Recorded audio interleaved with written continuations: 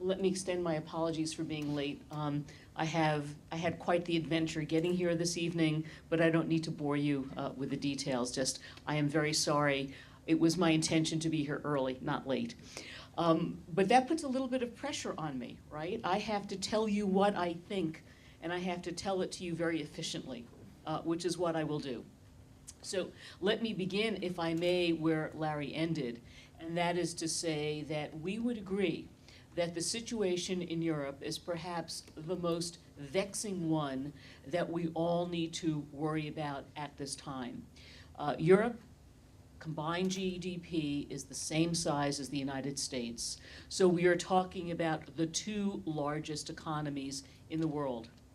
And our belief is that over the coming months and quarters, global economic growth will be more moderate than it otherwise would have been, because we think there's a very good chance that several of these nations in Europe will go into recession. Not necessarily the major economies of Germany and France, but they're not going to look particularly robust either. But if you have a group of economies that together represent about a quarter of global GDP, and they're not looking all that vigorous, that does have an impact on the rest of the world. It has an impact on the US forecast as well, because outside of Canada, our friendly and very close by neighbor, where we do a lot of trade back and forth across the border, other than Canada, Europe is our largest trade customer. Now think about this for a moment. They are our largest trade customer other than Canada. Why is that important? Because over the last decade and over the last 2 to 3 years following the end of the credit crisis, the fastest growing sector of the US economy has been exports. Something that most people don't think about, but exports have done well over the last many years in periods when the dollar was strong, periods when the dollar was weak. And when we think about what is important when you prepare a forecast for the US, you need to look at the economy sector by sector.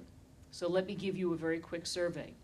Fastest growing sector has been exports, and it is the one that would be most exposed to ongoing weakness in Europe. By the way, we think global GDP in 2012 will still be a plus 3.5%. We are not forecasting a global recession. We are very concerned, however, about Europe. Second fastest growth in the US economy for the last decade, and also since the end of the financial crisis, has been business investment in equipment. Technology equipment, communications equipment, investment in software, services, applications, and so on. This has been a very robust area of economic growth, and oh, by the way, it is also the group of categories that accounts for our strong exports. As we go through other elements of the economy, keep in mind that GDP is what? Consumption plus investment plus government spending plus net exports. I've told you net exports have been very strong. Investment in equipment has been very strong. Consumption is now improving.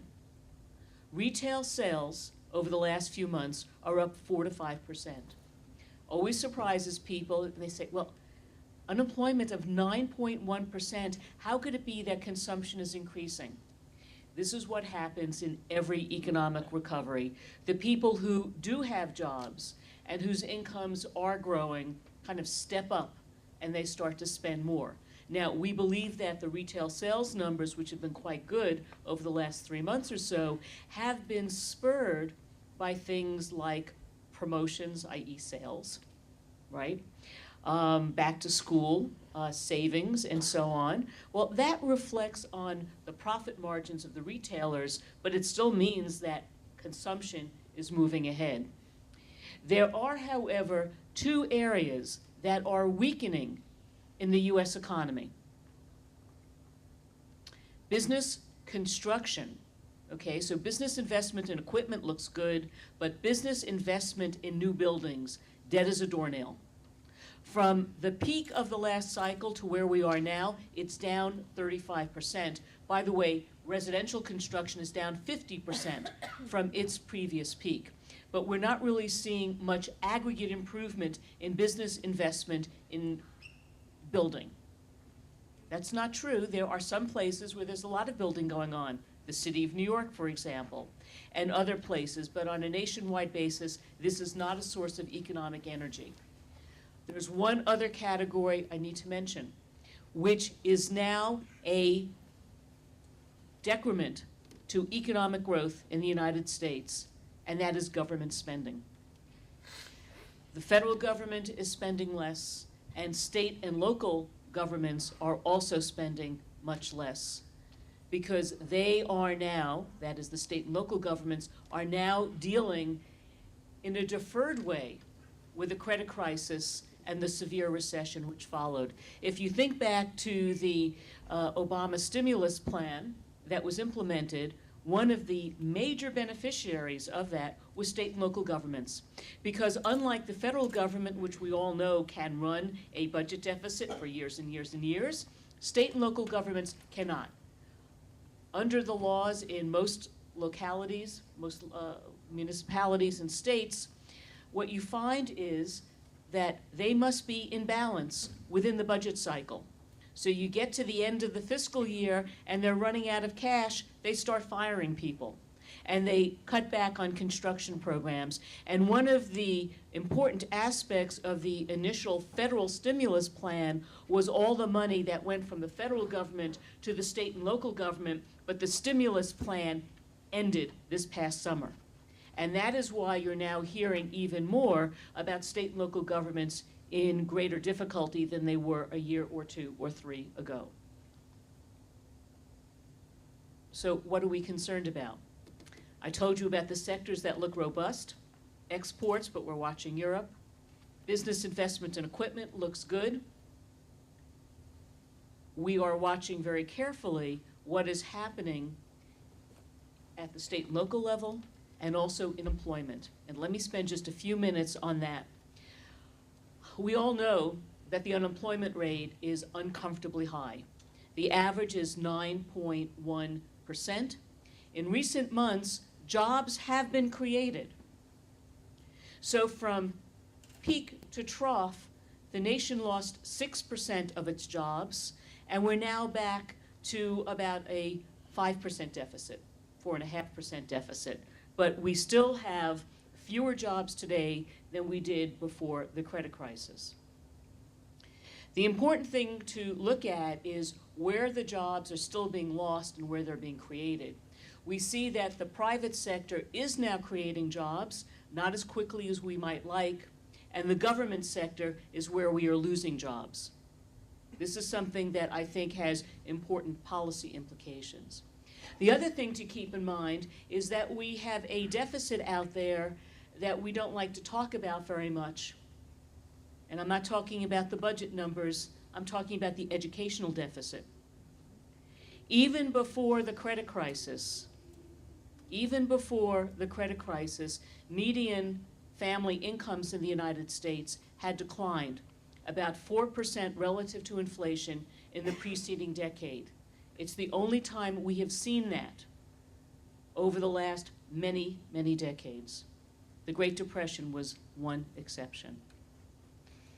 Why was that happening? Well, let me tell you a little bit more about the unemployment data, and then we can back into it. Average unemployment, 9.1%, but there is a huge spread in the employment picture based upon level of educational attainment. For those individuals who have college degrees or better, the unemployment rate has moved up to about 4%. For those who have a high school diploma, the unemployment rate is in the mid-teens. And so when we think about where the proximate pain is in terms of employment and also income, we see that there's a very close connection to education. And we have not been doing the sort of job we need to be doing in this category. So for example, ever since the data have been available worldwide, going back several decades, the United States has always been #1 in terms of percentage of adult population with a 4-year college degree. We've always been #1. We're now, depending upon what data set you use, either #12 or #8. It's not a picture that we're happy about. In addition, there is a gender difference that has developed. On college campuses today, about 54% of the undergrads are women.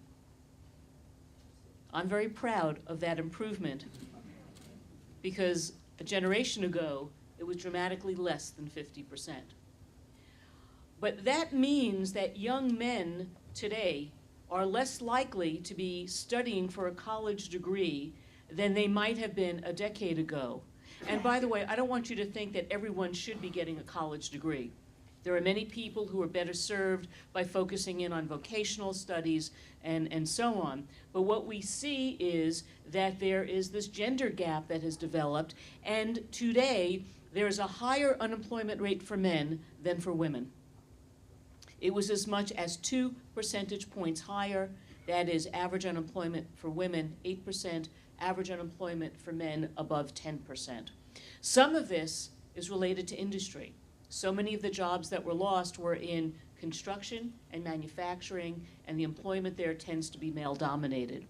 But we also have to think on a long-term basis that some of this gender difference is also related to the fact that young men about 10 to 12 years ago stopped reaching for education, and young women were reaching even more aggressively than they had before. So let me sum this up because I'm conscious of the time, and again, I apologize for getting here late. I would basically say that we can have a conversation about the short-term economic outlook or the long-term economic outlook.